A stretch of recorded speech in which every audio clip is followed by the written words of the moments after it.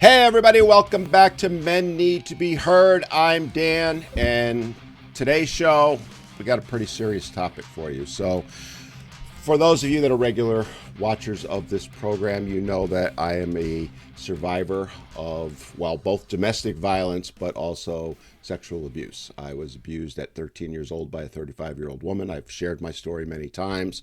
And when I share my story, what tends to happen is I get voluminous amounts of emails and messages from guys who've been through the same type situation. And it's a difficult thing for me to handle because, one, the volume of it, but two, I don't profess to be an expert when it comes to that. And I have been looking for an expert, and I have found one. And this guy, his name is Phil. Phil Mitchell. He is a male sexual abuse specialist. I hope I'm saying that right. And he's here to share with us his wisdom on the topic. It's a difficult topic, but it's one that we need to have a discussion on. And the more we discuss it, the more guys we can help. So let me bring on Mr. Phil Mitchell. Hello, Phil. How are you today? Hello. Yes, good. Thank you for inviting me. Thank you for calling me an expert. It's quite complimentary. I'm not sure I'd call myself an expert. It sounds a little bit big-headed, but I certainly do know a lot. I certainly do know a lot about the issue, and I do specialize in talking about this, addressing these issues, and working with boys and men who have been affected by them. Now, you do workshops and things like that. I've been following you on Twitter. I got back on Twitter finally this year after I used to be on it a lot. I had to get off it when it became just a cesspool. Got back on it, and your account came up pretty quickly, actually, once I got back on. And I've been following you for a while now, and you bring up a lot of controversial topics, if I may say so, and discuss things in a manner that I think is respectful, if I may say that. You like to tweak people a little bit, so do I. It's but it's interesting to see a lot of the topics that you talk about. Before we go much further with that, can you tell us a little bit about yourself in a little more detail, whatever you want to share, and the work that you do? Yeah, so I've been working as a counselor, psychotherapist, the words are often interchangeable, for nearly 19 years. The most of that focus has been on working with boys and men who experienced recent, historic, sometimes both, sexual abuse in all its many forms. Through doing that work, I've also found that it's led into other types of um, abuse that I've ended up working with. So, boys and men who have been victims of domestic abuse and sexual abuse, or just domestic abuse with no sexual element to it. Boys and men affected by harassment in at school or in the workplace. Men who have been falsely accused of different types of abuse. Some men who have been victims of paternity fraud. So, it's kind of led into that. And a big part of it can sometimes, although not always, be about the issue of misandry, the hate, the contempt, the dislike that society, media, the government seems to have for boys and men, and how that plays a part. So that's a big part of my work. And as you said, yes, I've delivered workshops, training events, little webinars every now and then. And I also supervise training and qualified practitioners who are working with boys and men, or who are working with groups of young people around abuse and other issues. So I guess that's a little bit about me. Yep. You brought up something that I'm kind of interested in that you just mentioned, which is you train other mental health professionals, if that's maybe the right term to use, in this. How do you find that to be? One of the things that in my experience working with mental health professionals and speaking with them, having gone through therapy myself, they Mhm. really struggled with the aspect of the differences with the way that men respond to traumatic events like that versus women. To Mm. be honest with you, I never found a therapist that really understood it. They tried. I'm not knocking them. Please don't think I Yeah. am. You're not the first guy that said this to me. I think that, you know, when you talk about therapy, and I can only really talk about therapy and counseling here in the UK where I am, Hmm. because that's what my knowledge base is. But often what happens is there are differences, and there are average sex differences. I want to clarify, it doesn't mean that all boys and men are like this and all girls and women are like Right. this. That's not what I'm saying. What I'm saying is that, you know, if you speak to experienced practitioners, psychologists, therapists, etc., they will tell you that when they are working with boys and men want a response that involves being action orientated, being solution focused, those sorts of approaches. Whereas girls and women, on average, want an approach that is focused on emotions and feelings. And there is absolutely nothing wrong with that at all. It's just average sex differences influenced by science.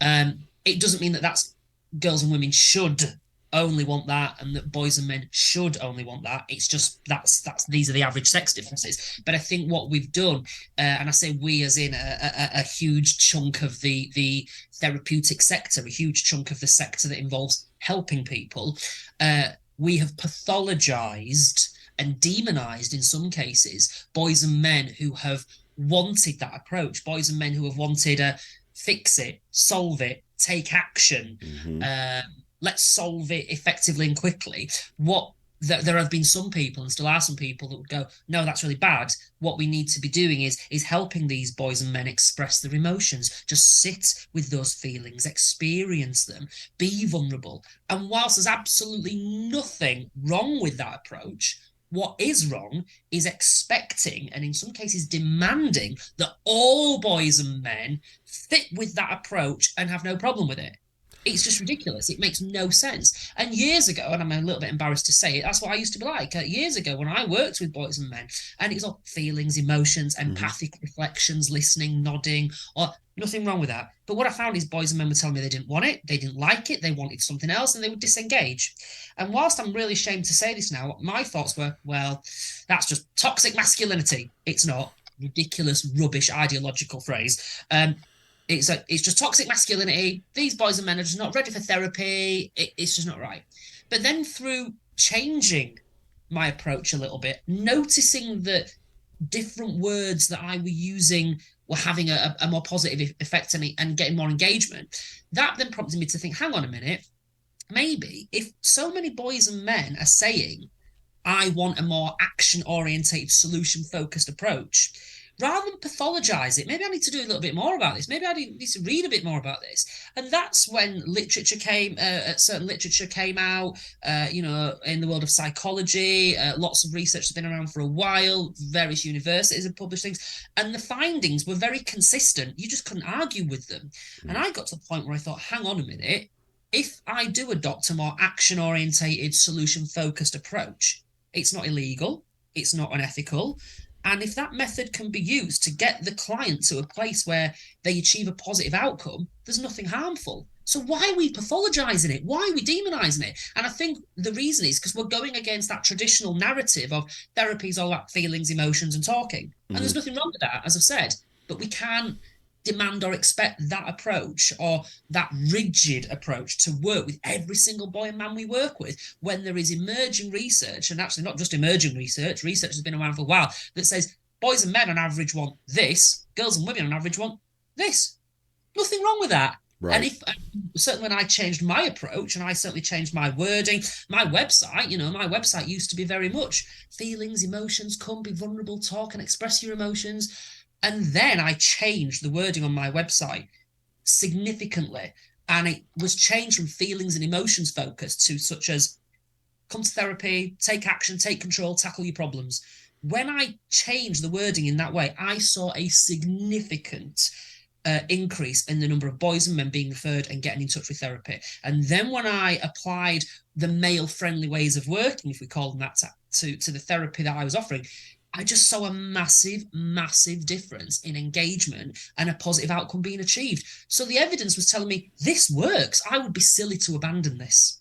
You know, Phil, you are hitting the chords with me right now. So, as you were talking about that, when I was going through a half dozen therapists, give or take, That was what the issue was for me, even though at the time I didn't know it, right? Mm. Uh, I'm a guy. We are action oriented. I always relate it to education, right? Education, the issues right now are boys are told to sit in a desk for 6 to 8 hours, depending on where you are, and don't move and just sit and listen. That's not how we learn. Mhm. So it mirrors that somewhat. But I would go into these therapists' office, and they were wonderful people. I don't want to portray them as evil or bad or even remotely that way. But the classic question they always, how does that make you feel? It used to drive me nuts. I hate Yeah. that question, right? And you touched on exactly what my issue was with it all, which was where's the end goal game, however way you want to phrase it, action steps, right? Mhm. And they never addressed that. It was always about feelings, and yes, that is critically important as well. You need to address those feelings. Mhm. Don't dismiss that in any way, shape, or form. But there Mhm. was no. I almost felt like with the one who was trying so hard, she really was. She was a fantastic person, really was trying, but she just couldn't grasp that. To me, we were just doing the same thing over and over and over again. And, to give her some credit, I think she's trying to draw things out of me, but the way she was trying to draw it out wasn't resonating with me. And I kind of think that's what you're talking about. Mm. Yeah, absolutely. And I think coming back to the point, how does that make you feel? I would argue that, you know, to some degree, we don't need to ask that question. If I'm working with a 20-year-old guy, for example, who is talking about how his stepdad, for example, sexually abused him when he was younger, and he's sitting here saying, I'm really annoyed, my stepdad's just won an award, and he's won this award, everyone thinks he's great, everybody thinks he's fantastic, but no one knows what he did to me, and oh yeah. Well, I don't really need to be asking him how he feels, because if I'm looking at it and I'm watching and I'm listening, I should be able to tell he's pretty annoyed. You sound annoyed. He looks annoyed. So if I'm saying, and how do you feel about that? Yes. Maybe what I'm saying is, I have no idea how you feel about that. I can't see you. I can't hear you. Yes, I can see you. Yes, I can hear you. And I get a sense that you're pretty annoyed about that. And if you say this, like, yeah, I am, and they'll talk more, they'll explore. And I think one of the problems in my experience, a lot of boys and men have, is they're told, talk about your feelings, talk about your emotions. And I think sometimes we are very literal beings. So that would be like, right, well, I feel sad, right? Okay, talk about it. Well, I feel sad. So I've named it, I've told you. What now do I do? And sometimes it's not about talking about how you feel, it's about expressing how you feel. And Right. you might express how you feel through talking, but there's a real difference there in those words. So it might be, okay, well, what's made you sad? What's caused this sadness? Oh, it's my mother dying. It's the fact that the guy who's abused me has got off with it, or whatever. Right, okay. Do you want to tell me about that? Tell me what you're thinking about that. What's going on? And when you explore the thoughts and say, tell me what's happened, the feelings are naturally expressed through the tone of voice, the hand movements, the body language, and they are doing it. But and it comes out, but you don't have to explicitly say feelings, emotions. It can just happen naturally without so much of a direct focus on it. And then that will kind of hopefully get them to the place where the emotions are expressed. And it may be that for some people, that's enough. I don't feel I need to come back. Others, it may be right. But now I've done that, I feel like I need to do something or take some sort of action, and that's fine as well. But yeah, I think what we're often doing is we are expecting boys and men on average to fit with an approach that generally fits with girls and women on average. Mm-hmm. Why? Why are we expecting that? And for many boys and men, that approach will work and it's fine, and there's nothing wrong with that, as I've said. But there's something very wrong expecting that approach to work with every single boy and men that you will see. That just doesn't make sense. Do you think that that's related to what I talked about earlier with the educational system? That the therapists that are coming out over, let's say, the last 20 to 30 years have seen in the States, there was a focus put in the early 70s on education of girls. Rightfully so, I might add, right? I'm not knocking that. But it became the sole focus, and the whole methodology of education was centered around that, and it carried from K-12 into college and into advanced degrees. Do you think that is similar to what, I don't know the UK if there was anything like that, but similar to what's happened, and it kind of is now showing in that they can't understand that. I think, yeah, I mean, there has been discussions and publications around. Some people get offended by it, but they generally say boys and men are not human beings; they're human doings. And I understand the thinking behind that, but I can also understand some who might feel a bit offended by it. I think that the discussions around this are pretty clear that actually girls and women, on average, and that's what we're talking about, averages here. I have to Right. kind of, they can generally sit and be a lot more naturally and comfortably than boys can, and that's how it is. You probably noticed in this discussion, I won't sit here just like this, not moving. I'll move my hands. I've got to move. I'll look like I'm juggling loads of invisible balls And for I'm ages. bouncing and doing this too. Exactly, So, yeah. and that's just how I am, and I think a lot of boys are. But I think there is something there in that action orientated approach, not just in education but in others. So, when I am working with sort of teenage boys and young men, I generally find, not with everyone, but generally find that boys and men, young men of that age group, when they come in, they sit here, and I'm looking at them. They clearly often seem very uncomfortable, and they won't say anything, or I'll ask questions, or we'll have a discussion. They'll be like, "Yeah, no, don't know. Yeah, no, don't know." And what I'm kind of doing is I'm sitting opposite them, I'm looking at them, and it's face to face. So ultimately, boys have got on average more testosterone than girls. The testosterone has an impact in how they behave, how they think, their brain, and all of that sort of stuff. And so when you look at a boy and maintain a neutral expression, as a lot of the training tells us to do, you've got neutral expression, you've got fixed, or what you might call good eye contact. When that boy looks at you, he's going, "Oh, this eye contact feels a bit intimidating, it feels a bit scary, it's very much one-to-one what's going on. I'm looking at this person's face, it's neutral, and because it's neutral, I cannot clearly tell what they're thinking and feeling. So immediately I feel threatened, and if I feel threatened, what am I going to do? If I feel threatened, I will lash out or I will walk away, which is another factor in why a lot of boys and men don't engage with therapy. They want to look at their therapist and they want to say, "I want to know what you're thinking, I want to know what's going on here, I want a real person." Obviously boundaries and ethics and all the usual stuff needs to be considered, but this is why when you are working with boys and men, you can move your chairs so you're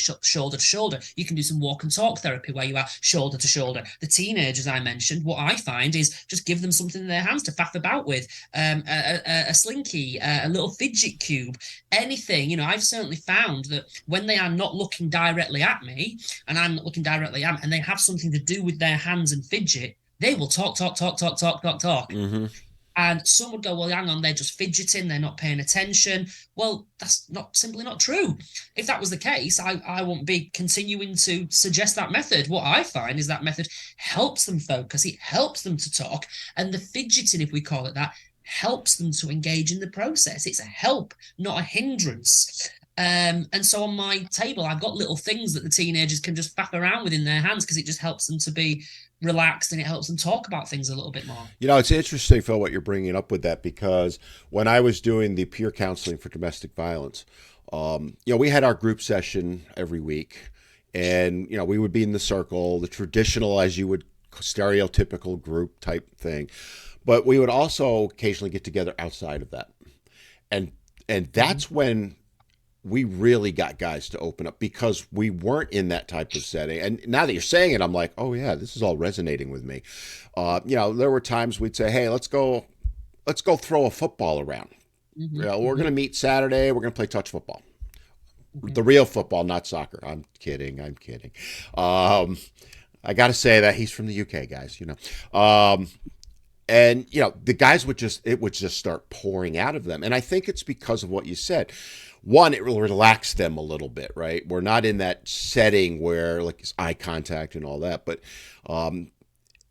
that walk and talk mentality, if you will. We could sit around, throw the ball. "Hey, how you feeling today?" "Well, blah blah blah blah blah." But I don't want to get too detailed on that.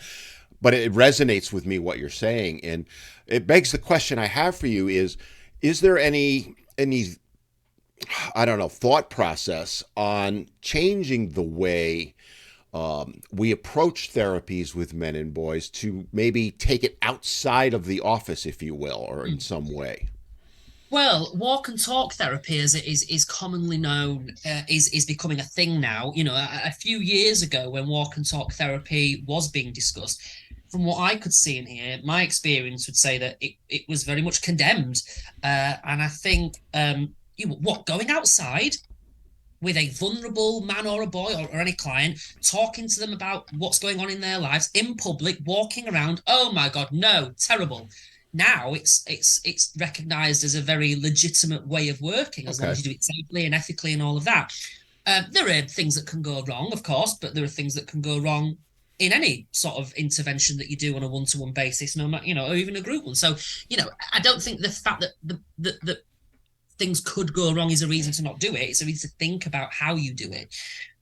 But yeah, absolutely. The walk and talk thing, the shoulder to shoulder rather than eye to eye, changing your language, using what we call male friendly language, the male friendly methods, action orientated, solution focused, all of that, not heavily and overly relying on feelings, appropriate use of banter and humor when it's appropriate, giving the boys and men something to do in their hands. Mm-hmm. And there is research as well that backs up what you said, Dan, where you get a lot of guys together in a group and it can be helpful, but get them in a group where they're doing some action orientated task together, especially if it has some sort of benefit to the community. Yes, they will talk, they will open up. Mm-hmm. Over here we've got I don't know much about them, but they're a thing called the men's sheds, where you get men together who are doing things to sort of woodwork, carpentry, I can't say the word, can't speak today, I'm talking too fast.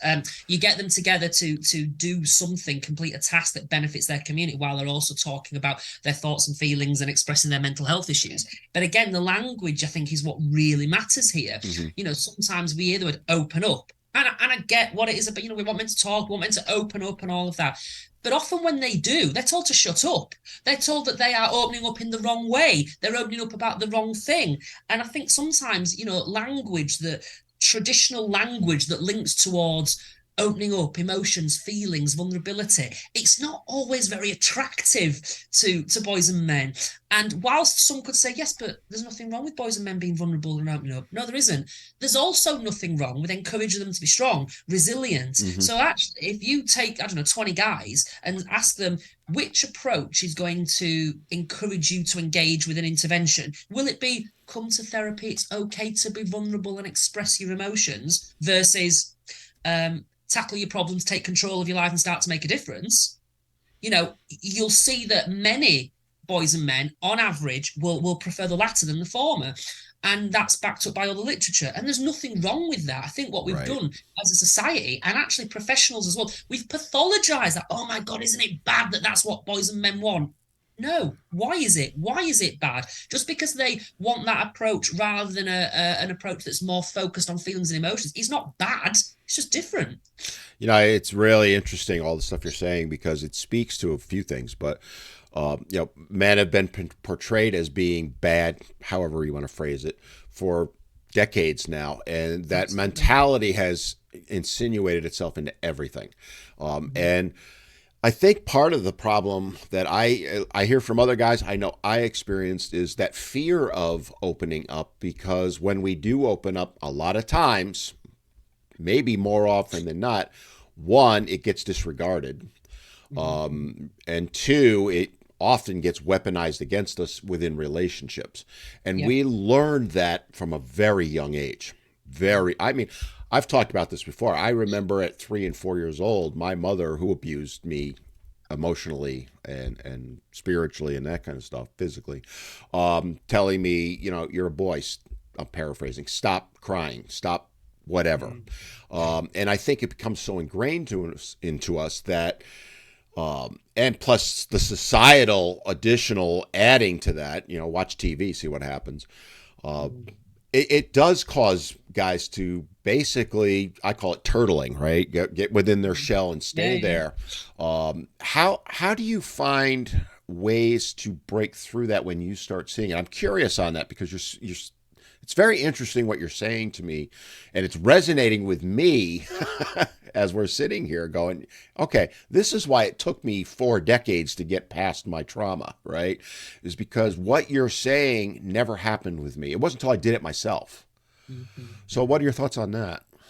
Well, I think a lot of it is, it all boils down in, if I oversimplify it for a moment, is we just need to challenge society, media, government, and basically give them the message: stop hating men. Stop hating men. Stop demonizing men. Stop referring to men as inherent misogynistic, terrible, women hating abusers. Stop referring to men as automatic monsters, and stop using the extreme harm perpetrated by a minority of men to justify hating men in general. We'd never do that with any other demographic, and if we tried to, we'd be quickly and rightly shot down in flames. But we live in a society that kind of promotes this belief, if you want to call it that it's fine because it's okay to hate men, it's okay to be, treat men like this because they're men. No, it's absolutely not. And boys and men are seeing this, they're hearing this, and that comes back to the phrase that you beautifully coined when you went turtling. It's like, right, okay, I'm going to kind of avoid people. I'm going to avoid society. I'm going to avoid people. I'm not going to speak to people because I think as a boy or as a man, I'm hated. And maybe sometimes it's not always the extreme vicious hate at this end of the scale. It can be, of course. Sometimes it's more moderate. Sometimes it's a bit more subtle and minor, but it's still on that scale. Before Christmas last year, I went out. I met some old school friends. They were in a bar, and they were waiting for me, and I was running late, as I often do. And as I was walking into this bar, the bouncer kind of stepped forward, put his hand, didn't touch me, but he put his hand out and I stopped. And he went, "Whoa, what are you doing?" And I frowned with confusion and said, I'm meeting some friends. He went, "What, friends? Friends here in this bar? You've got your friends here waiting for you?" I went, "Yeah, they're in the bar waiting for me. Yeah. What, why?" He went, "Right, they're definitely in there." I went, "Yeah." And he went, "Right, okay." And he stepped aside. And before I went in, I said, why have you stopped me?" He went, "Because you're a man out on your own." Wow. Wow. So a Wow. man can't, yeah, man. I mean, look at me. Can you imagine me in a fight? I couldn't fight my way out of a paper bag, never mind, in a bar or anything. I'd be useless. I'd be terrible.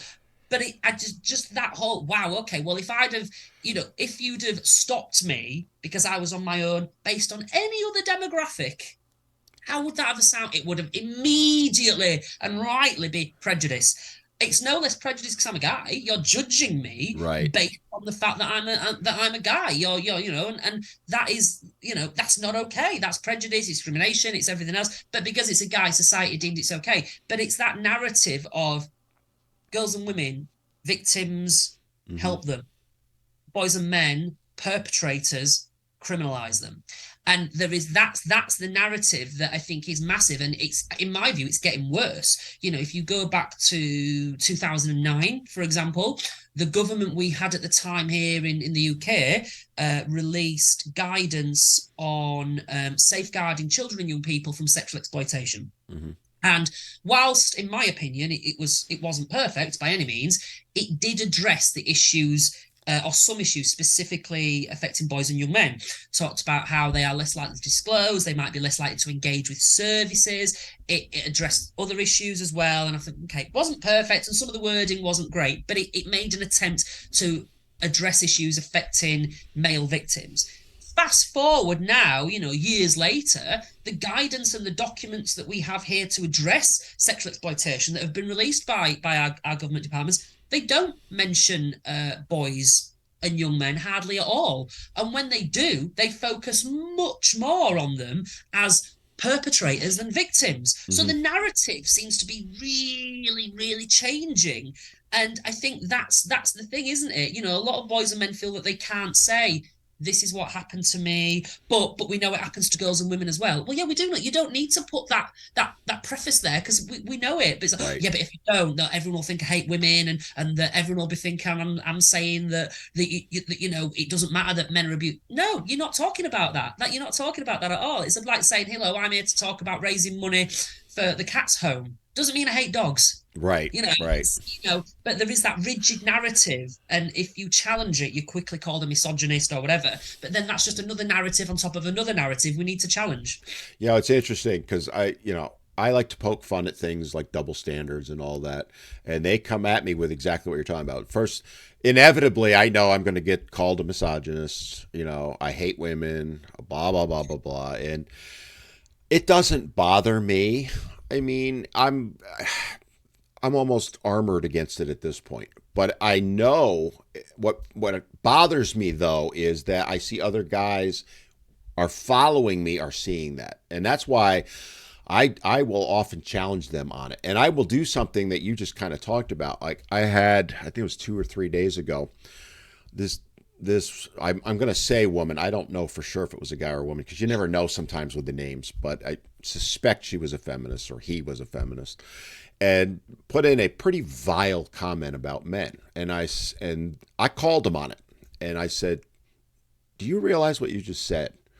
And they're like, "I didn't say anything wrong." I said, "Change men to black, and then tell me you don't think that statement's not hate." They never replied to me on that one. Didn't get a single response from them on that. And it speaks to where we are. I agree with you, by the way. It is getting worse. We are polarizing. And, some of it's political. I know that. And I don't want to go there. But some of it also is very skewed towards separating the genders for whatever reason. I don't know why they want to create that dynamic, but it's there for sure. Do you think, as a mental health professional, do you think that this is going to create bigger issues long term? Like we're seeing it now, the male, I have to use the word unaliving rate because YouTube gets upset if I use the S word, is skyrocketing. My understanding is the women's levels are increasing also, and I attribute that to some of the polarization. Are you any thoughts on that? Well, I think in answer to your question, how do I think it's going? As much as I hate to say it, I do think it will get worse. I think it's getting worse. We're seeing that it's getting worse. Mm. What we are seeing is, on social media, on the news, and we are seeing comments being made about men that are blatantly hateful and judgmental. Mhm. And yes, you can have people saying, "Oh, it's just words, it's just comments." Well, maybe, but not necessarily straightforward as that. But even if it was just words and comments, well, why are we quickly jumping to the defense of girls and women when people are making horrible comments about them, but we're not with boys and men? Or we're saying what, it's okay to say horrible things about girls and women, but it's not okay to say horrible things about boys and men. How about just it's not okay to say horrible things, full stop? But I think it certainly is getting worse because it's the public display, often done very proudly, of this misandrist narrative, this hate for boys and men. You can just go on social media very quickly and find, people walking the streets, going up to members of the public and saying to them, I watched one this morning saying to them, what are women good for?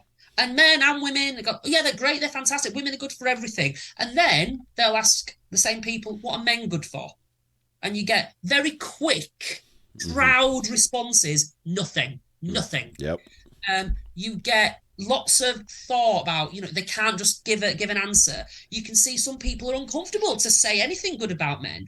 So when we've got all this nonsense out there going, oh, it's a man's world. No, no, no, no. If it was a man's world, we would not see all the blatant hate being given towards men. It'd be stopped. It won't be allowed. But it's been encouraged. It's been celebrated. It's out there proudly. We've had MPs sniggering at the idea of having an International Men's Day. We've had other MPs suggesting, apparently as a joke, we should have a curfew for men. We've had in Australia, there was a group of boys that were made to stand up opposite a group of girls and apologise to them for crimes committed against them by their gender. Yep. Don't tell me that it's a man's world. We would not see any of that if it was a man's world. And if it was, men seem to be the only, maybe the main demographic where they can be publicly and proudly condemned just because they're men. And we're saying it's, no. So what we have to do is, whilst in my opinion, I think it is getting worse, we have to challenge it. We have to call this out. That's not okay. That's prejudice. That's the double standard. Mm-hmm. Don't use all these poor ideological justifications to poorly argue why you're saying it and say, oh, yes, but. You can come up with all the poor justifications you want. It's still prejudice. It's still misandry, and it's not okay. And so I think the good thing, though, is that more people are challenging it, more people are calling it out. But I think that a lot of the people that hold the power, and people listen to this, like, yeah, who's that? It's men, isn't it? Men hold the power. Well, whether it's men or women, I'm not sure how relevant that is. The people who have the power at the top of us, they're not always listening to us. They're dismissing us and they're neglecting us. And I think ultimately, in my view, we live in a world, certainly the Western world, where women are protected and men are neglected. Yeah, I mean that's a phrase I've used myself. You bring up an interesting point that I think I would take a little brief discussion on, which is the dealing with the politicians, academia, all those different levels in your work. When you do workshops and stuff like that, do they come, and two, how do they respond to you? I've gone in and done lobbying on behalf of domestic violence against men, trying to get shelters open. There's only two in the entire United States, and they look at me like my head's been chopped off. What do you mean? That's not a problem. Why are we having But this discussion? so I think so. Ultimately, no. So the best of my knowledge, I mean, I've done webinars before, and I've had that many people attending. I don't know who they are. They could be from anyone from all walks of life. So, but I doubt I have had MPs attend them. Maybe I'm wrong. I'm not sure. But in my experience, the MPs often fall into three categories, like most people do. It's either we need to challenge this and address this, or I'm a bit ambivalent, I'm in the middle, I'm not bothered either way, or no, we don't challenge this, we don't address this, it doesn't need addressing. I find, I think, as you have alluded to, Dan, that most of them are in that camp rather than this camp. And that, again, is something that needs addressing and challenging. And it needs, but I think a lot of it for me, when people say, well, it's not really an issue, it's not really an issue what you're talking about, it's all about data and statistics. And part of me often thinks data and statistics matters and it is important to some degree. But data and statistics around domestic abuse and sexual abuse relies on a disclosure. It relies on someone telling a police officer, someone doing a survey, a researcher. It relies on someone saying, yes, this happened to me, and that feeds into statistics, which gives an overall picture. But there's problems with this. And certainly when we talk about the sexual abuse of boys and men in all its many forms, very similar to domestic abuse in some ways, we say boys and men are less likely to be identified. They're less likely to recognise the abuse. They're less likely to disclose the abuse. They're less likely to engage with services, and they're less likely to be taken seriously. All of that affects the data. Right. Because if a boy or a man is thinking, one, professionals aren't identifying me, and that's usually about boys who are deemed as being at risk. But then it would be, well, even if they are identified, the boys and men themselves are less likely to recognise they've been abused. Even if they recognise it, they're less likely to disclose it to an official source that will feed into data. And then even if they do, they are less likely to engage with services because of the issues we've discussed more about, more sort of female-centric issues. And then if they do, they're less likely to be taken seriously. So there's barrier. I'm not saying girls and women have got it easy. Of course they haven't. But these are the issues, in my experience, which is often supported by data and research as well, that shows these issues disproportionately, uniquely affect boys and men. What are we doing about it? The answer is nothing. What we're doing is we're saying, well, or what we're implying, I should say, is, well, because male victims of sexual abuse, domestic abuse, are disclosing a lot less, we are going to interpret that as it's happening more to girls and women. Right. We don't know that. It might mean that. It could absolutely mean that it's happening more to girls and women. It could mean that it's happening just as much to boys and men, or maybe even more, but they are just a lot less likely to disclose it. And when all of the reasons out there affecting boys and men say, no, you're not a victim, you're a perpetrator, there's so many more reasons that are specific, unique, and disproportionately facing boys and men that will affect them, their disclosing. So we should stop assuming that disclosure rates to official sources tell us all we need to know. They don't. There's also something here about the language used. So here in the UK, a lot of people often go straight to the ONS, the Office for National Statistics, and they look at the number of victims and the crime survey that we use and so on. However, certainly when it comes to sexual abuse, the question that we never ask and have never asked in the methodology, the question is never there saying, boys and men, has anyone ever forced you to penetrate them? That question is not asked. But we do ask questions of boys and men generally going, have you ever been a victim of sexual abuse? No. All right, okay. Did a man or a woman ever kind of touch you when you didn't want to be touched down there? Yeah.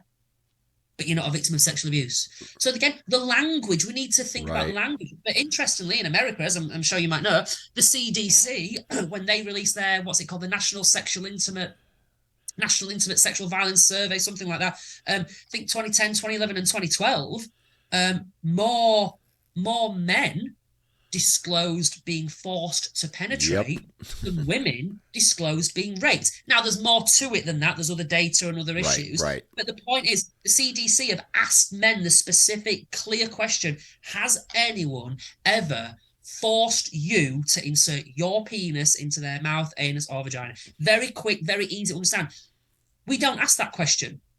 And I think if we did over here, we might be surprised at the findings we see. And I have my own theories as why we don't ask that question, because the findings might challenge the narrative Well, that's that it right there.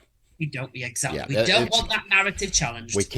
can't take that narrative on. It's interesting because I've read those same studies that you are statistics. I think it was Mark Twain said there's lies, damn lies, and then there's statistics. And I often talk about my situation. I was sexually assaulted at 13. It shows nowhere in the statistics. I was a victim of domestic violence. It shows nowhere in the statistics. Then you take the other side of it, guys who report it and then they get arrested, which skews the statistics even further the other way. This is deliberate. I mean, I've worked in domestic violence shelters or associated with them, and they literally will take the intake forms and throw them in the trash when they're guys. It's never going to show in the statistics. That right there tells you this is a deliberate thing, and it is obfuscating the reality that's out there. Which this is where, if we can shift the conversation more to the sexual assault side, if you don't mind, I want to talk a little bit about how prevalent is it, knowing that we can't put a number to it, understanding that because we have no way of knowing that. But can you speak a little bit about how prevalent you actually think it is? Because I've heard, oh, it's less than 1%. I've heard 10%. And again, knowing no number is going to be right. We don't know. But can you just like overall talk about that? I mean, again, it comes back to the stats and the data. So when we talk about prevalence, we can only really answer that based on those people who tell us, tell official sources, police, statistic that this happened to me last week, 10 years ago, whatever. And that gives us an idea of the prevalence. I think the thing that bothers me is people will say, well, the data around disclosures and reporting gives us an idea of prevalence. Well, I would argue it doesn't. It gives us an idea of reporting and what affects reporting. And I think, if you look at the data from the CDC from 2015, 16, 17, that was the recent data that I think came out. It showed a huge increase in women reporting rape. And it was the first year compared to the previous three that overshadowed men disclosing being forced to penetrate. One of the reasons I believe that is because that was the whole Me Too when it came out. And so what we perhaps see there is how certain things can influence disclosures. I think what we have to really remember is that the vast majority of people on the planet are not abusers, and the vast majority of the people on the planet are not going to be abused. And most people are pretty decent and all of that. But it's enough of an issue for us to still talk about. But I think it's for me, it's about how prevalent is it. It's hard to answer with all certainty. We can say this is what the data says, this is what people are saying. The vast majority of boys and men I've worked with, not all, but majority, they never told anybody. They never told anyone. Or the ones that did tell someone, they were laughed at, they weren't believed, they were dismissed. Yes, there've been other boys and men I've worked with where they've been in court and all of that, and I have to be careful how I say things there. But most of the boys and men I've worked with over the years, and I'm talking hundreds and hundreds of boys and men, never told anyone. They never fed into official sources. Right.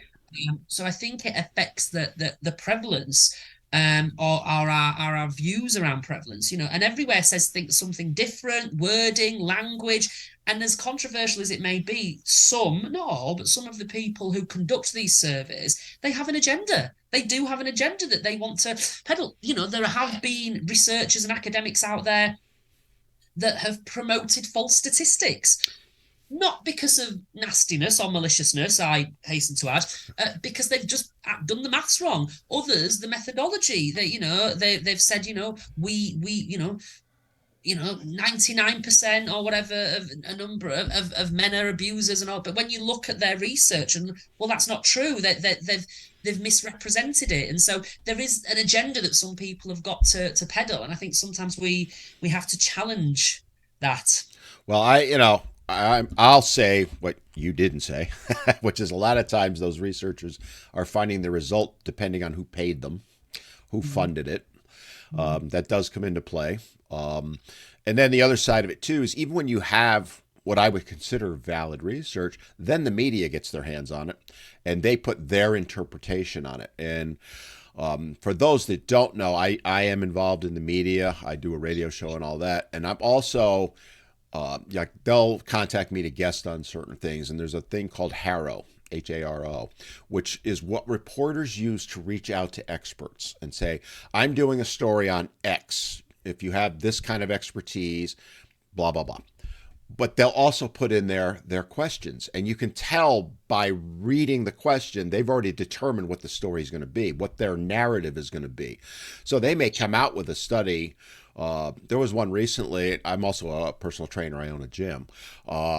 Where they had come to a conclusion about a fitness thing, and I don't want to get too far into it, that was so wrong. And then when you actually looked at the study specifically said that wasn't the case.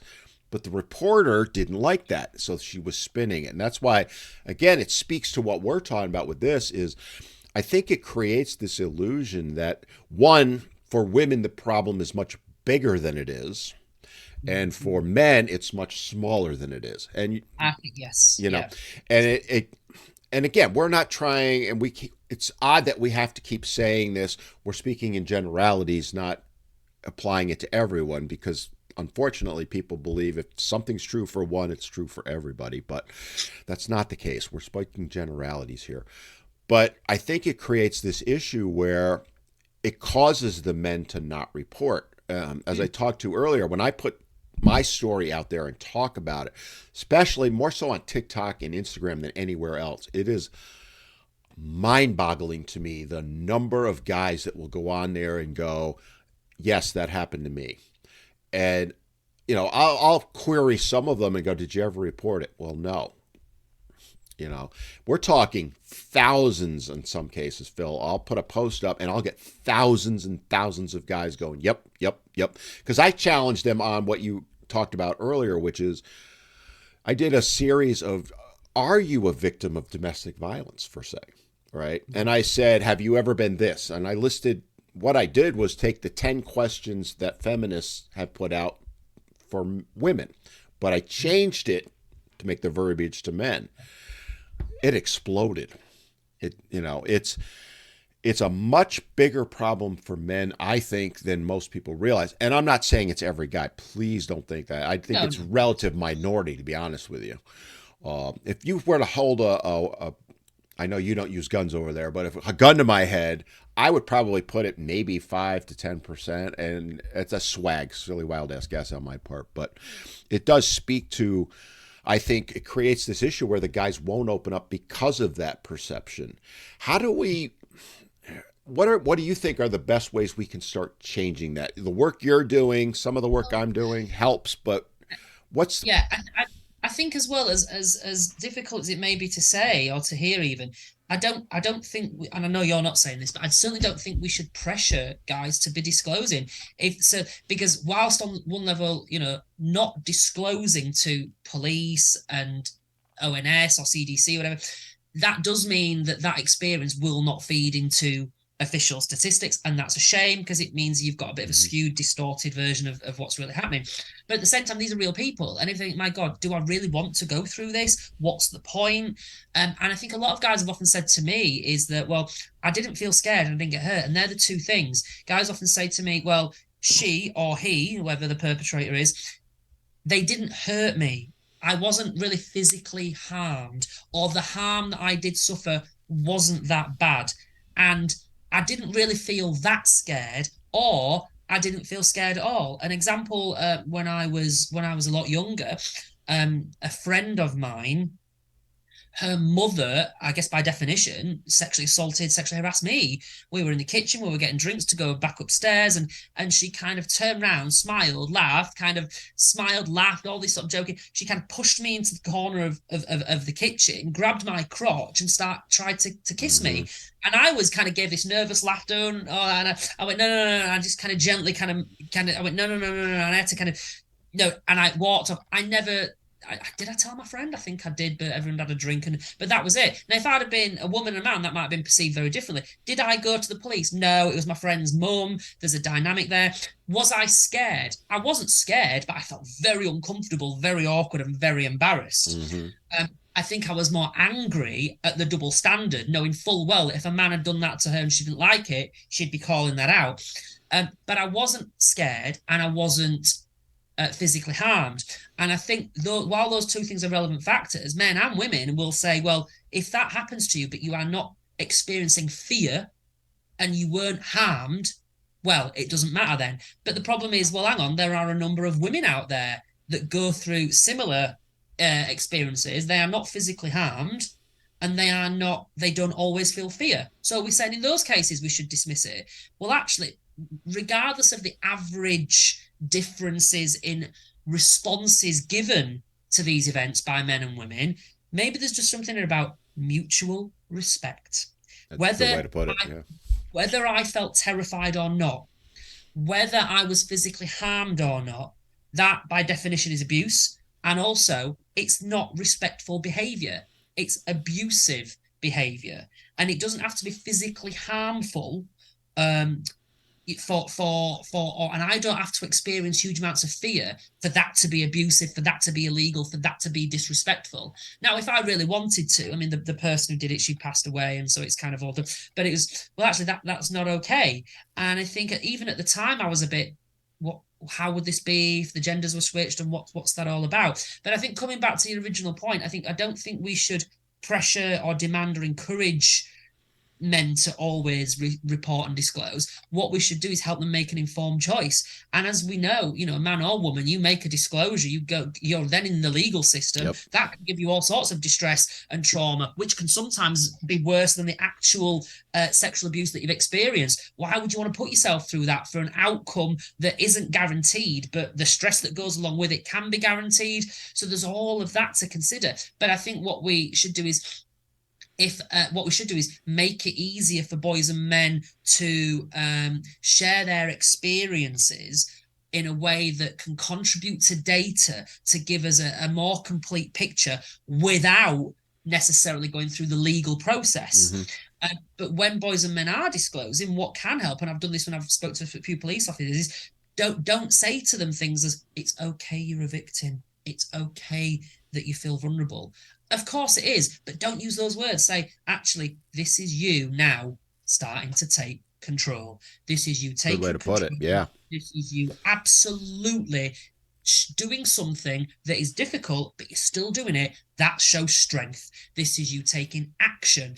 We don't know what the outcome will be, but this is you starting to take control. And again, using all the sort of male-friendly, strength, resilience, control, that sort of thing. That is more likely in many ways to help your average boy or young man engage in that than language around vulnerability and victims and weakness and things like that.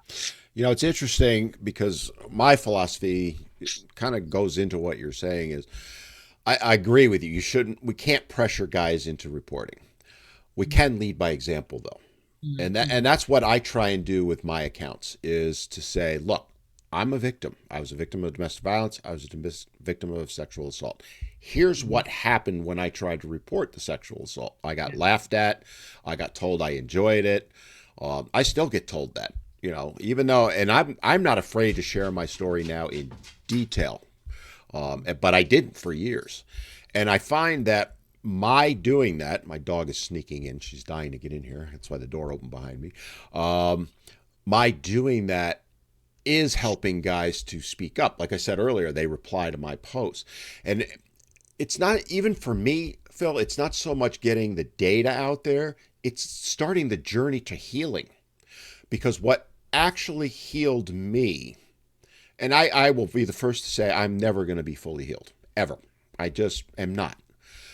But I've made peace with it. And then what did it was me saying, you know what? It's okay that this happened to me in the sense that I am not responsible for it.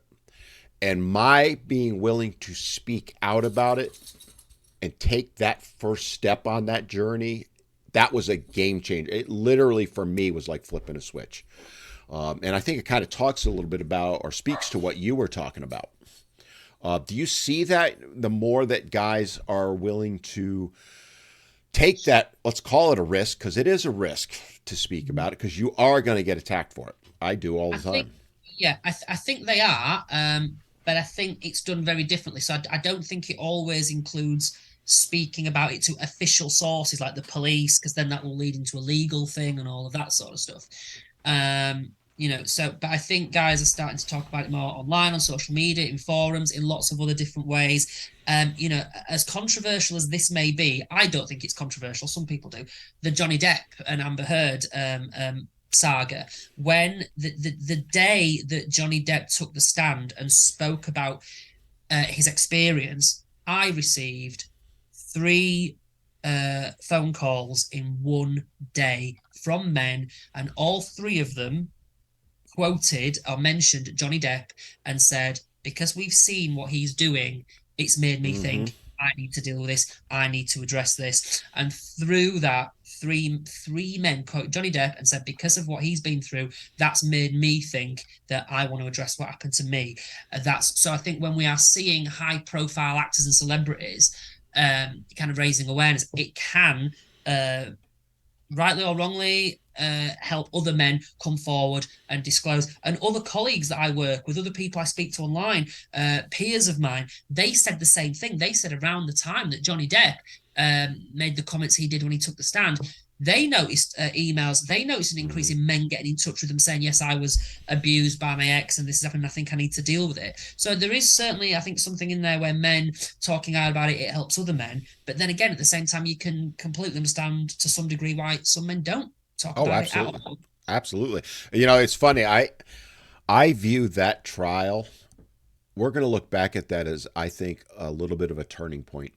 Mm-hmm. I saw the same thing you did. Now, obviously, you're talking from a professional aspect. I'm talking about even on social media, Mm-hmm. and in the public. It was like, wait a minute. And I actually had conversations with women that went, what is he saying? Like it just shocked them to their core. And I said, I hate to tell you this, but I was him. What? Yeah. You know, I mean, I'm 6'1". I weigh almost 300 pounds. I work out, and I'm pretty strong, right? And they looked at me, and I'm like, yeah, I was a victim. Mm-hmm. And you know, she was 5'6" and weighed half what I did, and all that. And it definitely opened some eyes, I think. And again, I think we'll look back in a few years and say, you know, that was one of the turning points. I do think it's starting to turn a little bit, where it's becoming more. I hate to use this word, but acceptable, because it should have already been that for guys to speak up and share their stories, because that's the way you heal.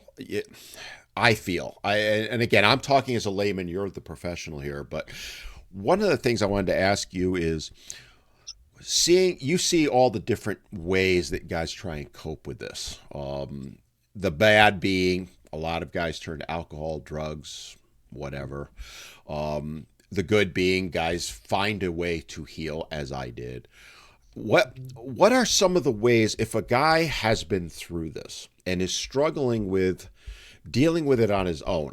We of course would say go get help. Let's set that aside. But taking that first step, what are your recommendations to someone, generally speaking, to help them get started down that path? Well, I think for me, it's all about the outcome, you know. So what does he want? What's the ultimate outcome?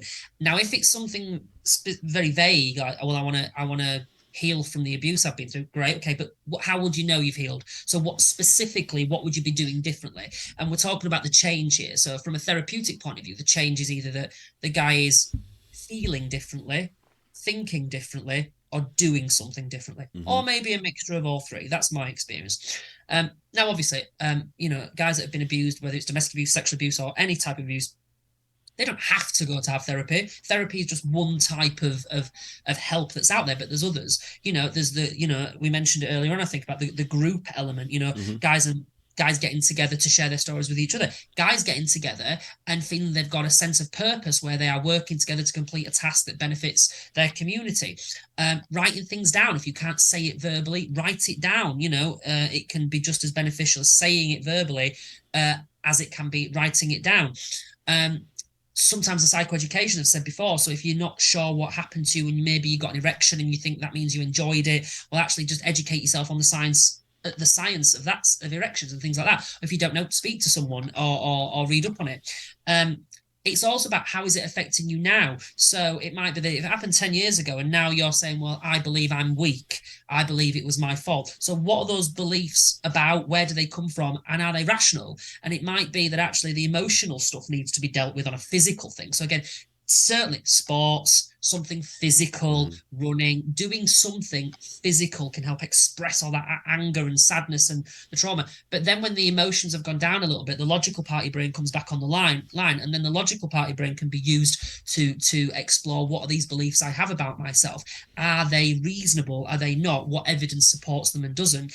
I think as well, if you're looking for a therapist or anyone to help you through that time in your life, it might be useful to think, what sort of therapist do I want? Don't be afraid, especially if you're paying for it, don't be afraid to say to your therapist, this is what I want. I want a male-friendly therapist. I want someone who's going to do this, who's going to say that. This is what I want. If you don't know what you want, do you know what you do not want? So sometimes saying to someone, if you're emailing a therapist, right, I've seen you online, I want a few sessions with you. I don't really know what I want, okay? But I definitely don't want this. So, I don't want someone to tell me my masculinity is toxic. I don't want someone to tell me that all men are part of the patriarchy. I don't want someone to say I'm a man and that means I've got male privilege. I don't want someone to tell me that women have got it worse than men, but we'll deal with your issue. These are all very rare examples from the world of therapy, but they have happened. And I've worked with men where they have had previous therapists that have said these things. So again, don't be afraid to tell a therapist what you want and what you don't want. They might not be able to meet your needs, and depending on what you ask for, it might not always be reasonable, depending on what we're talking about. But don't be afraid to put your requests forward. Yeah, it's interesting because, as I said, I've talked about a little bit here. I never found a good therapist for me, and I talk about it as I never had that connection, and that's fine. I don't fault them. I don't fault myself. It just didn't happen. But one of the turning point for me, to kind of talk about what you were just saying, is I call it my come to Jesus moment, where I sat down and I remember it vividly and said, why are you allowing these people to still control you? Mm-hmm. And then it went from there. But it was me. Now, mind you, I was 41, 42 years old at that point. My sexual assault happened at 13. My domestic violence happened in my early 20s. It took me that long to reach that point. And one of the things I try and encourage with guys is to just kind of, and you kind of talked about that, to figure out what it is, first of all. Whatever that might be. It's different for everybody. Mine was, why are you letting them control you? That's what worked for me. How can we help guys to, I guess where I want to go with it is, how do we help guys to see that, because you've talked about this, that they were even a victim at this point? Because I think that's one of the biggest issues that I've seen, more so on domestic violence, is I'll talk to guys and go, you're a victim of domestic violence. What do you mean I am? She never hit me. No, it's not physical abuse. There's many other types, emotional, spiritual, all that. Yeah. One of the things I want to do is help educate guys to get them to say, oh, wait, maybe, because you might not be, but maybe I was a victim of some sort. Sexual assault being a classic one. Most guys don't realize they are. Absolutely. How do we get them to recognize that? Well, I think maybe what might be useful is to think, why do we want them to recognize it? Okay. But if they go, oh, yes, I guess I was, then great. Then what? Does that help them? And I would argue it might cause them some emotional pain in the short term. Are they ready for that? Can they deal with it? Often, when you've experienced a certain type of abuse, however old you were here, but you didn't recognize it as abuse, when you are older, you either do recognize it was abuse or someone helps you to see it was abuse. And that recognition of abuse is sometimes worse than the actual abuse itself, because you haven't recognized it was weird, it was awkward, it wasn't right, it felt, but it wasn't abuse. Whether it was or wasn't, if that's what you believe, that's what you believe. So to some degree, those, that ignorance, if you like, is keeping you safe from what might be the emotional trauma of it. Then when you get a little bit older, oh my God, it was abuse. Mm-hmm. Boom, it's like a massive train hit you. That's when you realize you've been abused. So then you've got to deal with that, and then you've got now this recognition here. So you've got to be very careful about, is this person in a place to recognize it was abuse and to deal with the aftermath of that and what it might mean, how they might feel about it, the actions they might take, how they might see themselves. So that's very important as well.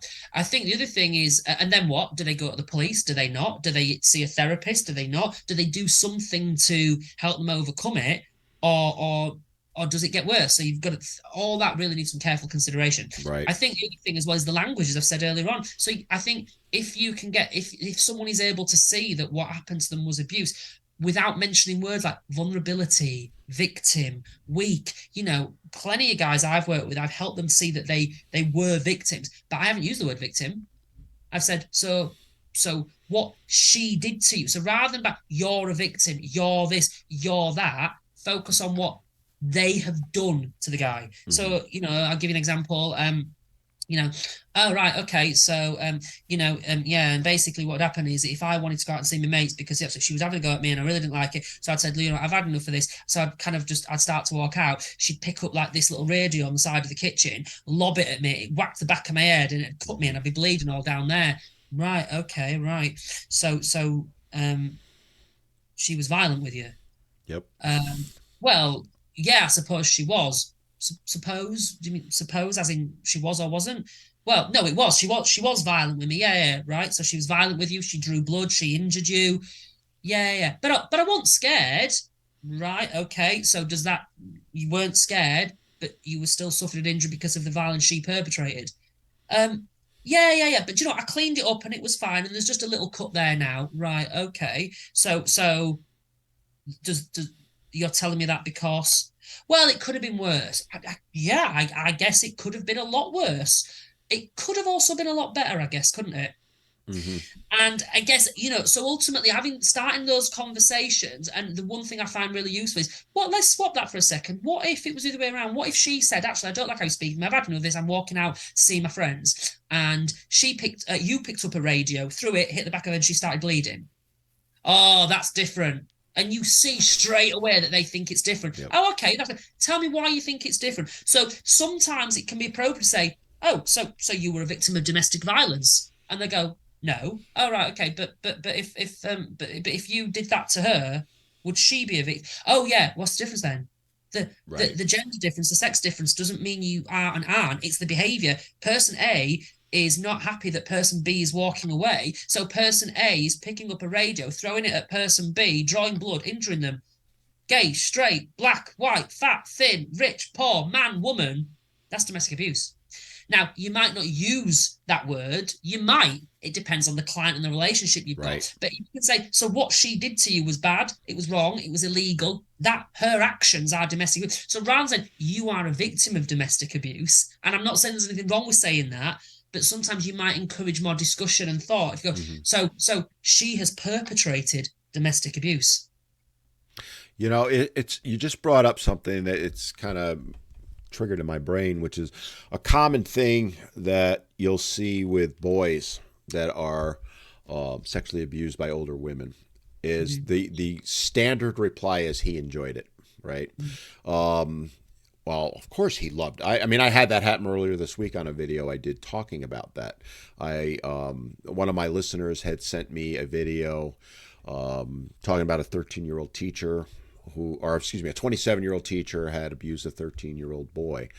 And, I had half dozen guys, not women, guys going, what's the problem? He enjoyed it. And it doesn't anger me to see that but I will say to them, I was that boy. There was nothing I enjoyed about that. Yes, there was a physical response. That's biology. If you stimulate a guy enough, he's going to, quote, respond.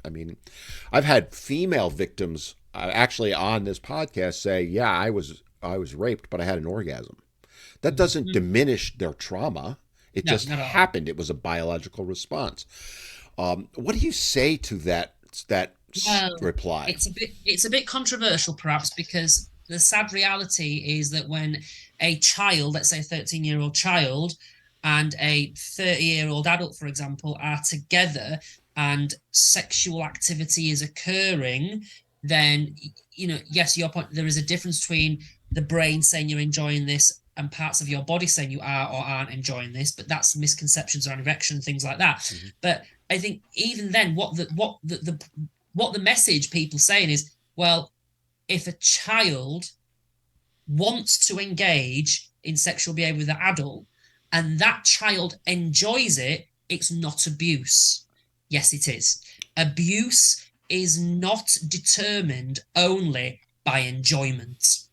And so if you have, and ultimately it's the same the other way around. So if anybody who says, oh, so 13-year-old boy, 30-year-old woman, he enjoyed it, he wanted it, he liked it, right? Okay, so it's not abuse. Right, okay, right, let's twist it on his head. So if you've got a 13-year-old girl who fancies one of her male teachers massively, really fancies him, and they get together and sexual activity occurs because she wanted it, she fancies him, and she enjoyed that sexual experience. Is that what we're saying there then? And Yeah. you often a ridiculous response, or no, or poor justification, and everything. It's like, oh, it's different when it's a boy. And it's like, actually, it doesn't. There are absolutely boys who have been sexually abused by older women. They didn't enjoy it. They hated it. It was horrible. It was uncomfortable, and so on and so on. There are also boys who were sexually abused by older women, and they did not see the experience as abuse. The boys wanted that experience. They enjoyed it. They wanted to go back for more, and they wanted it, right? Mm-hmm. It doesn't mean it's not abuse Right. at all, because actually it comes back to that whole, well, if I don't feel fear, so if I don't feel fear and I want, it's no, because ultimately she's the adult, he's the child. She's in a position of trust over him, which is another interesting dynamic which needs to be acknowledged. Yeah. And ultimately, this, if it was okay, if it was absolutely fine and not a problem, well, one, it wouldn't be illegal, and two, the female teachers that are abusing these boys, they'd be fine. The reason they're not fine with it is because they know it's illegal. They know it's against sort of our Sexual Offences Act, so they keep it secret. They keep it secret because it's illegal, and if anyone finds out, they'll lose their job. They might go to prison, and all of that sort of stuff. So actually, even if the boy's saying, yeah, but I wanted to have sex with her, I pursued her, I wanted it, I enjoyed it, it was great. Okay, that may be, and that does not change the fact that you were legally still a victim of sexual abuse. Do you think, Phil? And again, I'm a layman here, so this might be the right term, but like a form of Stockholm syndrome comes into play on this? It might be. I mean, I'm not sure I know enough about that, but I'm not sure. It could be. But I think so. I've certainly worked with young lads in the past where they've had older boyfriends or girlfriends, Mm-hmm. and they've been like, yeah, but I love them, they love me, so we have sex and it's fine. What's the problem? I think an element of grooming comes into it there, where the Okay. perpetrator gets in their head and psychological abuse manipulates them, gets them to think differently, and so on. Certainly, when I was abused when I was younger, the guy that did that to me got in my head and made me think that what was happening was normal and it was fun and that I was lucky and all of that. Now, as I'm older and my brain has developed, I look back thinking, hang on a minute, no, that was your sort of 30-odd-year-old brain manipulating the brain of a 16-year-old, and so on. And that's the thing, and that's one of the reasons why it is illegal. A 13-year-old cannot have an equal, safe, healthy relationship with a 30-year-old. Your brain's too different, your bodies are too Right. different, and that's the thing. And nowhere in law, certainly in our legislation here, nowhere does it say, oh, but actually if the victim enjoyed the experience, it's not that bad. I've seen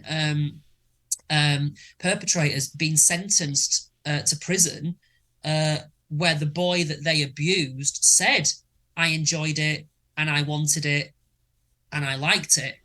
But it's like, yeah, but did he know that you were 13? Yeah. And done, end of then. Right. That, you know what I mean? And I think, yeah, there are differences in how some judges perceived female perpetrators versus male perpetrators, and we could talk all day about that. we could Uh, we could do I, 5 shows on that. Exactly. But I think if anyone is saying, "Oh well, how is it abuse?" If that child, boy, if they wanted it and they enjoyed it and they went along with it and they really enjoyed it and they enjoyed that experience, it's not abuse. Then just simply say, why would you say that if it was a 13-year-old girl and a 30-year-old man? Right, right. And they would. Oh no, that's explain to me how that's different. Because what you're saying is a a boy's enjoyment justifies minimizing the abuse. A girl's enjoyment doesn't justify minimizing the abuse. Why? Explain that. They never can, though. There have been, and I know colleagues, there have been girls where they have got obsessed with their teachers, fancied their teachers, other men in their lives, and all of that. And some of these men have thought, oh, well, she fancies me, let's go for it, and all of that. It's like, yeah, but she's a child. What are you doing? That's abuse. That's not right. So again, it's almost like actually adult, child, and actually whether that child is gay, straight, male, female, whatever, and if they are showing a real sexual interest in this adult, it's that adult's job to go, whoa, no, this is not right. What are you doing? That's not okay. Rather than going, oh, well, if you enjoy it, then it's okay. No, perpetrators manipulate that element of the brain too. So yeah, it all needs dealing with. It's interesting because you'll often hear, boys develop later than girls. Mm-hmm. But that never enters the conversation. Mm-hmm. When you look at a 13-year-old boy and a 13-year-old girl, hormones are raging. There's no real understanding of your hormones at that point. That's my opinion, right? You're too young. You've got to kind of flesh it all out, if you will. And that's why we have the laws that we have, because it is easy to manipulate that 13-year-old brain. And I'm not knocking. That's natural. What's the way we're designed, if you will. And the other argument I always make is, well, why is 13 okay, but 10 isn't? Because they'll make that argument too, Well, 13. Well, okay. If he was 12, it's bad. Well, yeah. Why? Why is it any different, And again, they can never answer that. But I find it interesting, the whole dynamic behind that, because it's almost as if they're trying to quell the conversation, or they just simply don't understand it. I alluded to this in a video I did earlier this week, where I call it the Pornhub fascination. These guys go out there and they watch. Unfortunately, they watch porn and think it's real. And you might know more about this than I do, but I see that, and then they equate that. Well, yeah, if I was 13 and my teacher did that, I would love it. They can't fathom that other side of it. And they really struggle with it. And I think part of the issue with that is then guys who go through it become more reluctant to address it in whatever form that might be because of that. And my question to you is, how do we change that dynamic, so to speak? Well, I think it's a difficult one. I think it's difficult to get the issues facing boys and men, appropriately recognized. But then when we talk about the abuse of boys and men against perpetrated by girls and women, there's an even tougher task ahead of us. But again, it's challenging it. I think sharing data that is out there. So, if you look at the data from CDC, as I said earlier on, the vast majority of men who disclosed to the survey linked to the reports, the vast majority of men who disclosed being forced to penetrate mainly reported female perpetrators. So whilst some might say, yeah, but it doesn't physically hurt them, sometimes it does, and they don't get scared, sometimes they do. But even if you say, well, there's no fear there and there's no physical pain there, well, what we need to do is challenge that and say, so actually, if a woman's being abused by a man and there's no physical pain and there's no fear, is that okay? Are we just saying that the only types of abuse worth dealing with are the ones where there's physical pain and fear? Well, actually, yes, they do need dealing with, but they're the only types that need dealing with. So again, swap the genders. That's what we just say. Just kind of swap the genders. What would you do if this was the other way around? What would you do, if it was a member of your family that was saying this? How would we do that? And so I think we need to challenge that and educate as best we can. But also as well, when women are abusing boys and men, Um, there's the emotional manipulation, there's mind games that come with it as well, and so it's not just the sexual abuse alone. It's certainly from my experience, women who have abused boys and men, they sometimes will manipulate and weaponize victimhood. Don't you tell anyone. If you tell anyone, I'll say you raped me. Well, who are the police going to believe? Are they going to believe this horny, randy 15-year-old boy over this woman in her late 20s who's a professional and has not got any criminal record? And I think, there's that, as controversial as it may be, a type of abuse that disproportionately affects boys and men um, is being falsely accused of harassment, sexual abuse, domestic violence.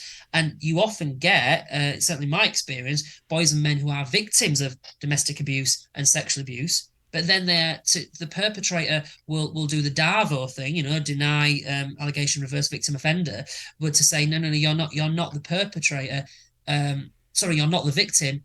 You're the perpetrator, Right. and I'll manipulate and weaponize victimhood to make you look like the bad guy, me look like the innocent one, and so my crimes will be covered up. There's a short film on YouTube called Brandon's Story, and it's a film that I commissioned years ago in an old job that I was in, and it's a 10-minute film, and it portrays the character of Becky, who's a boxing coach. She's sort of training Brandon to be a fighter and a boxer and all of that. And when she gets him on her own, she's grooming him and she sexually abuses him. And it's an educational resource that says, actually, if this was a girl and this was a man, would you perceive it differently? And all of that sort of stuff. And so we encourage you to think a bit more critically about it. But it shows you some of the mind games that Becky does. She goes, I will falsely accuse you of this. I will, the police will believe me, not you. I'll tell everyone this. I could get pregnant with your child, and then that would really stress you out. Then what are we going to do? And so ultimately, in my experience, what you see female perpetrators more likely than male perpetrators. Again, from the boys and men I've spoken to, this is where they are more likely to use and manipulate the concept of victimhood to falsely portray themselves as a victim when they are in fact the perpetrator. So in answer to your question, it's again, challenge it, give them the data, share experiences. The case of Alex Skeel here, which was a massive case. His perpetrator was the first woman in the UK, I believe, to be sentenced to prison for coercive control. She did horrible, horrible stuff to him. It's all well documented. People to this day don't believe it. They think he's exaggerating. They think he made it up, despite all of the evidence out there, and despite police records and things. So we have to challenge the narrative, usually with logic. Sometimes it can be, say, swap the genders and what would you think then? That often kind of exposes people's rigid, biased ideology. And say, focus on the behavior, not the gender. The gender differences matter and they are important. We need to discuss them. But if we're talking about the risk of abuse being perpetrated, the risk of abuse happening already, look at the behaviors, look at the warning signs, and don't use perception of gender to inappropriately affect assessment of risk. That's one of the points that I try and make when I speak with, say, politicians or whatever, is that this is not a gender issue. Mm-hmm. It is a human issue. Mm-hmm. Yes, there are differences. I acknowledge that. But I also will make the argument that we are far more similar than we are different in many ways. Oh, absolutely. And that's the science and the research is pretty clear on that. We have a lot more similarities than differences biologically, but also in our experiences. But the differences, certainly from a biological point of view, can be significant and can influence and affect our perception, our responses, and what we do.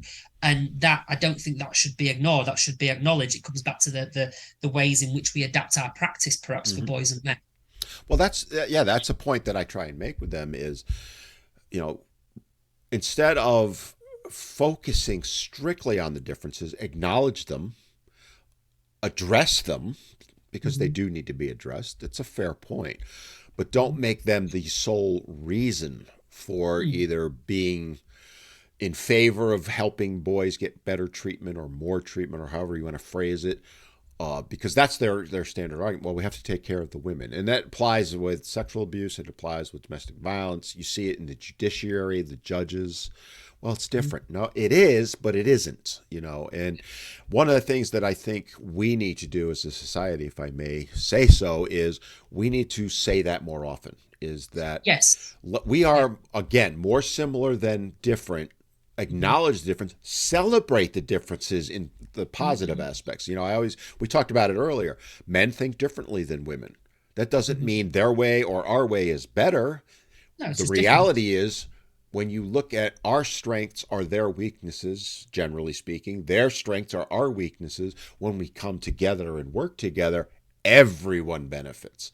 And that applies even in this. If we can address the victimization, I know it's not the best word to use, but of boys and girls, and see it for what it is. It's not a Yeah, gender issue. It's absolutely. it's a human issue that needs to be dealt with and addressed, as opposed to what it is now, which is, I don't want to put numbers on it, but I will. Let's say 80% of the support goes to the women, the girls, and 10, 20 the other way, whatever the numbers are.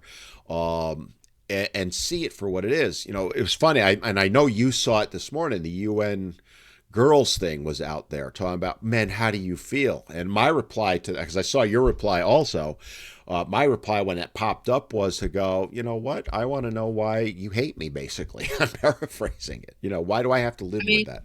I have to say, I think that some of the tweets made by the UN Women account, it's almost like you have a naive child Yeah. typing them who I can't. The lack of logic is just astounding to me, and I think I'd rather that they said nothing about men than some meaningless tokenistic gesture, which is borderline insulting rather than meaningful. And the interesting thing, as I'm sure you might know, the UN formally acknowledges International Women's Day, which is fine, great, all for that, Mm-hmm. nothing wrong with that. They don't formally acknowledge International Men's Day. Right. And James Nuzzo, I think I'm pronouncing his name right there, has done some research on the bias within the UN. So they have, I can't remember last time I checked, I think they have numerous Twitter accounts and departments addressing issues affecting girls and women and so on. They have, I believe, last time I checked, two um, kind of accounts on Twitter dedicated to men or departments dedicated to men. I might be getting the words wrong there. Right. Um, but ultimately, there's people like me that have been saying, look, can you just please acknowledge International Men's Day? All we want you to do is go into your online calendar of events, and where in March you've got International Women's Day there. In November, we just want you to put International Men's Day. Interestingly and controversially, perhaps, International World Day of the Toilet, or whatever it's called, is on the same day as International Men's Day.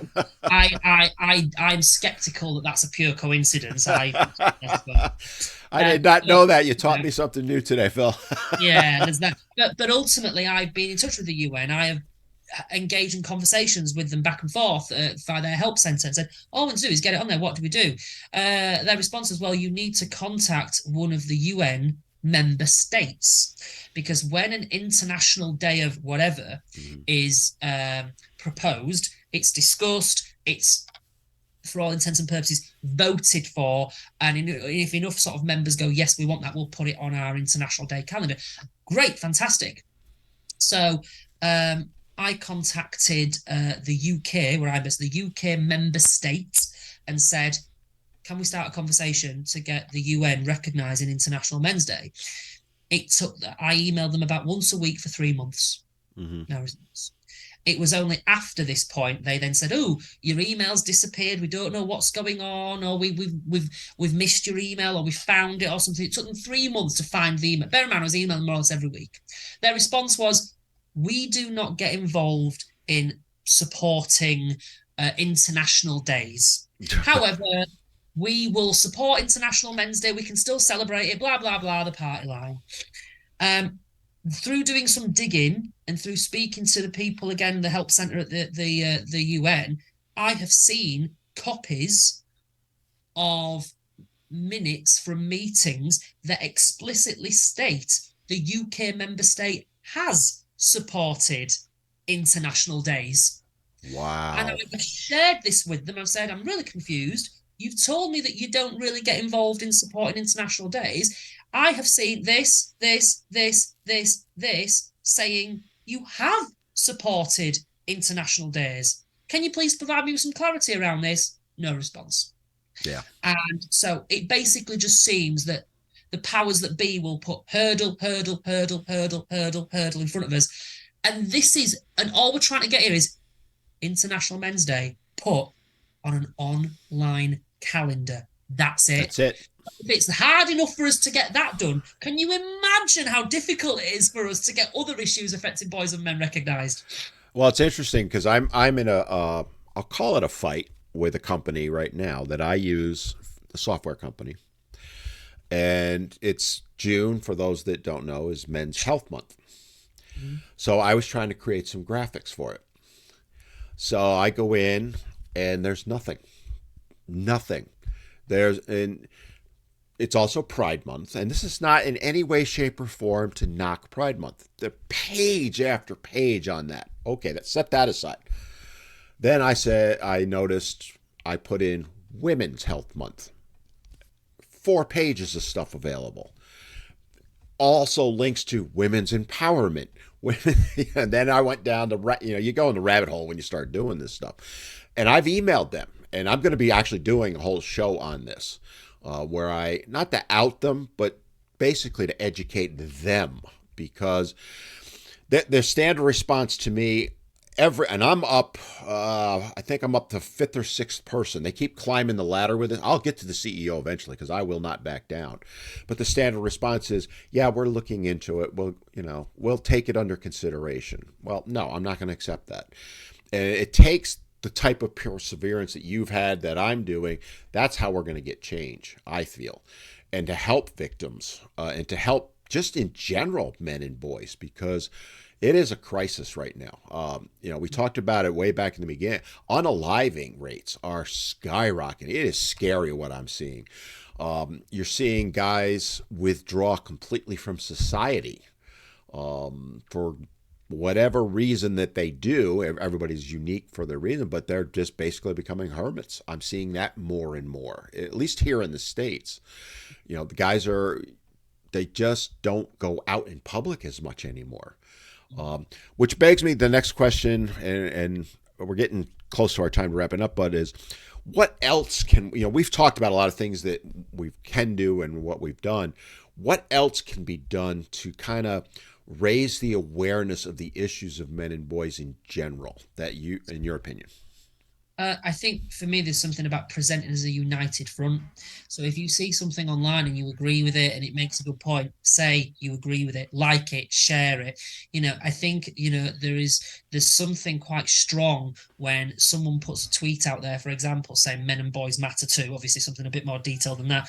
And you've got thousands and thousands of people liking it and sharing it and so on. I think that, so there's strength in numbers sometimes.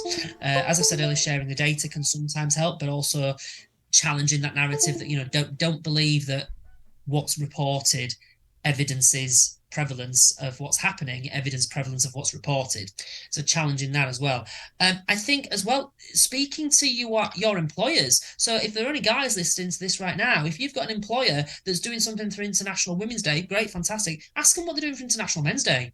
And if they look at you and frown with confusion, or they give a problematic, challenge that. You don't have to shout and scream and kick off. You can take your time, think about it, speak to the people and say, just a little bit concerned, especially if you're in an organization where predominantly there's more men than women work. I mean, not that that's the most important issue, but I think it's like, we're doing this for International Women's Day. Fine, great, do that. What we're doing for International Men's Day. And so, ask those questions, because the more you ask those questions, the more it gets on people's mind that actually there are issues affecting boys and men. We're not going anywhere. We're going to keep talking about it. People might try and silence us, but we'll keep talking. We'll keep bringing this up. We're not going to go anywhere. We need to address this. Boys and men matter too. These are the people that contribute to the infrastructure of our society. These are the people that are saving lives. Risking their own lives often. So absolutely. You see certain things predominantly done by boys and men, and so they matter. I'm not saying that's all boys and men are good for, right. Not at all, of course not, definitely not. No. But there is that unique skill set, if you like, that positive thing that we see from boys and men. So again, we need to value them, appreciate them, and I think ultimately challenge the hateful narrative. Challenge the hateful narrative that suggests it's okay to throw vicious hate towards boys and men because a minority of them on the planet are abusers, or a minority of them have got lots of wealth. It's just an absolute fallacy. So, again, don't be afraid to challenge it. I would always encourage people to think about how they challenge it and the wording they use. But, just because you're a boy or you're a man doesn't mean you've got to tolerate this. Certainly don't put up with any false, exaggerated, hysterical claims of misogyny. Either ignore it or challenge it, or ask them to rationally elaborate on that claim. There was a report that came out here in the UK a few weeks ago that talked about the Metropolitan Police's inherent culture of misogyny. And when you read the report, yes, there are indeed some examples that, in my view, are certainly extreme and need addressing. But there are also examples where misogyny is just quite simply assumed. There's an example where a senior male officer is interrupting a lower ranking female officer, interrupting her and sort of put his hand out and interrupting. And that's misogyny. No, it's not. How do you know it is? You've no idea. Right. But that senior officer could have interrupted the lower ranking officer if she'd have been male.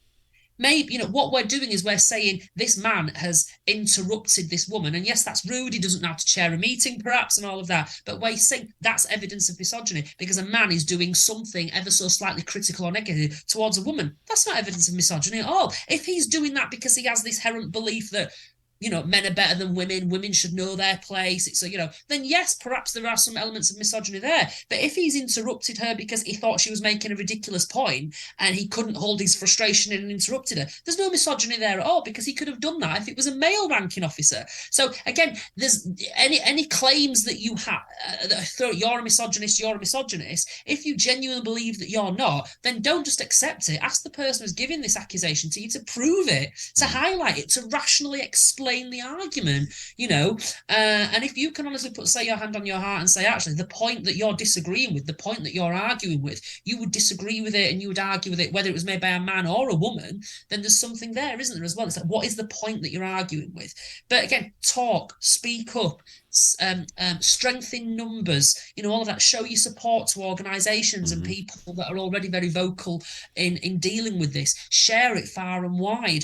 Any hate that you see online, things like kill all men is something was trending a while ago. I'm pregnant, is it going to be a girl or an abortion? I hate men, men go to war and die, men, the suicide rate needs to be higher. All these horrible things, when you see it, if you can't be bothered getting into a back and forth because it's going to ignore, it's going to exhaust you. And I'm learning that the hard way now. I'm walking I'm picking my battles because what's the point? I'm not going to get this horrible, hateful comment probably posted by a hateful person. I'm not going to get them to change their mind. I'm not going to get them to see it from my point of view. Why am I going to waste my time? So if you decide to get into a back and forth debate, agree the ground rules, try and get them to, if you can't be bothered because it's just not worth the hassle, report it. Report that. That because, alone, will make a change. Exactly. Even if that person doesn't know you've reported, it doesn't matter because they will get a message. You've put something hateful. We're not having that. It's being reported. Delete this tweet or we'll ban you for 12 hours or whatever it is. It gives them the message that, wow, that will not be tolerated, and it might make them think twice before doing it again, and it might, I don't know, it might make them think twice about how they are in the real world as well. Well, it's interesting because all of what you just described is what women's groups have been doing for decades now. They have mass reporting. I mean, I've lost accounts because they will target me and they will mass report me, even on very innocuous. I mean, I had one video that was basically saying it was our Thanksgiving Day. I said, "Hey guys, if you're alone, I understand how you're feeling." I mean, I don't remember the exact verbiage. They mass reported that video because all it was saying to divorced men who didn't see their father that day, "I get how you're feeling. I'm sorry you're going through it." And they hated that. But to your point, if you can't, I understand that a lot of guys can't do what you and I are doing. I respect that. Like it, share it, because whether it's YouTube, TikTok, Twitter, Instagram, all of them, they all have their algorithm. And the more you like it, the farther it will go. The more you share it, the farther it will go. Report the negative stuff. Now, I mean, I'm not a big fan of reporting people. It's the stuff you specifically mentioned, where it's actual, saying something like kill all men, that should be reported. And I've called people out on that. And that's how change happens. It's step by step, little by little, and I say to guys all the time, because they think that it should be like flipping that switch. It's not. We're never going to get that way. It's gradual change, us speaking up in whatever form that may be. You and I, we're very vocal. We're out there. And yes, we get attacked for it. And, you kind of talked about you don't engage with the haters so much. I do occasionally. I don't do it because I think I'm going to change their mind. My viewpoint is, and I'm very specific when I do it, but my viewpoint is I will get them to keep spouting out to educate men and women what that mindset is. And I'll engage with them simply. I know damn well I'm not going to change their mind, but I also know there's a few thousand people reading that exchange. They're going to go, oh my God, that person's a loon. What Dan's saying makes sense, And I use it as an educational tool. The negative to it is it can be it can be a time suck, but it just drains you. So I don't do it often, but I do it as an educational, because I think ultimately my viewpoint is the way change happens is through education in whatever form that might be. When social media can be a powerful tool for us to do that. And let's be honest, it has been and is a powerful tool for them to do it to us. So on that note, Phil, why don't we close things down? But I want you to share how people can follow you. You're on Twitter, I know. I don't know about anywhere else. And how they can reach you if you so desire, or they so desire. Well, I mean, yeah, you can find me on Twitter. The handle is Phil Mitchell 83. And that's really the only platform I use for the professional side of my life. I was on other platforms, but I just couldn't be bothered managing them all, and it's tough, yeah. Googling anything, and I get enough hate and death threats from people on Twitter to kind of open that up to other platforms. But so yeah, it's generally Twitter where I am, which is, as I say, the handle is Phil Mitchell 83, and I have a website which is just counselingwithphil.co.uk, and you can find me on there if you want. But my DMs on Twitter are open. I get a lot of them, and some I do miss, and I can't always respond to everything quickly. So just bear that in mind. But you can send me a DM, and I'll look at it, and if it looks okay, I'll accept it and then read it, and can get back to people that way. That might get a quicker response. So and I should probably say as well, a bit of a shameless plug coming up, Dan. Go ahead. My first book, all being well, should be out in a couple of months. So the book is entitled "The Sexual Abuse of Boys and Men: Creating an Approach for Neglected Victims." So that should be out, all being well, fingers crossed, in a couple of months. Yes, it kind of talks about what we've been talking about, why boys and men don't disclose, what happens when they do disclose, a lot of the misandry, a lot of the hate and discrimination and prejudice thrown at boys and men and male victims. But it also looks at using what Martin Seeger, a child psychologist, what he talks about in terms of archetypal masculinity, and using that to actually help boys and men deal with their abuse rather than pathologizing masculinity. It's about using it to help boys and men overcome abuse. So that should hopefully be out in a couple of months. Tell you what, Phil, I'm going to make the offer now. When the book comes out, let's get you back on and we'll talk about the book, and I will help you promote it. It's not a shameless plug. It's education for people. Yes, you wrote a book about it, and yes, you're probably going to make a few dollars off it. There's nothing wrong with that. I have no desire to. Well, I don't know. I've said I've no desire. It was the longest, hardest thing I've ever had to do. I'm not a natural writer. Doing all the referencing was horrible. Oh, but I have a good publisher that helped out. But again, but please don't think I'm going to be getting rich off this. You don't. Anyone who writes their first book, you no, definitely not.